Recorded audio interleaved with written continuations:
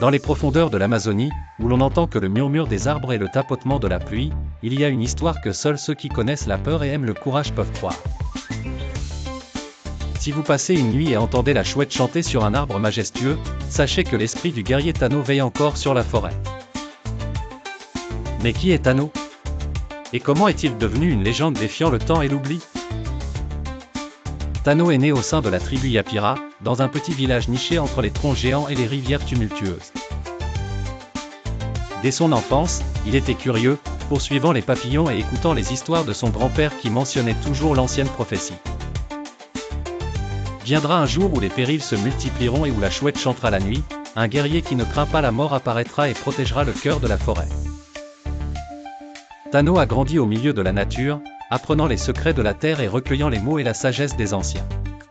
Il était perspicace et aimé de tous. Année après année, Tano est devenu un jeune homme courageux, apprécié par chaque membre de la tribu. Un soir orageux, des étrangers avec des haches et des couteaux ont franchi les frontières de la tribu Yapira, coupant les arbres et voulant voler les anciens secrets de la terre.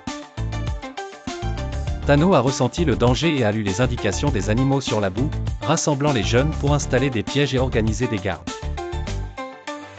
Une confrontation intense s'est déroulée au cœur de la forêt, et Tano a été blessé mais ne s'est pas rendu jusqu'à ce que les étrangers fuient avec l'aube, laissant derrière eux la peur et la dévastation. Le lendemain, des symboles étranges et les traces d'un grand animal jamais vu ont été découverts.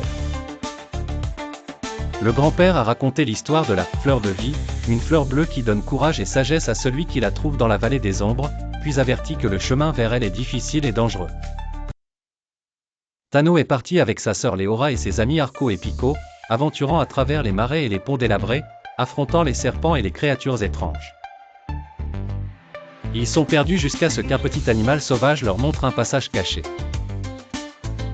Dans la vallée, un oiseau légendaire les a interpellés, qui mérite la force. Tano a répondu avec assurance, celui qui sacrifie pour le bien des autres. Si je passais une journée avec Tano, quelle aventure aimerais-je vivre avec lui?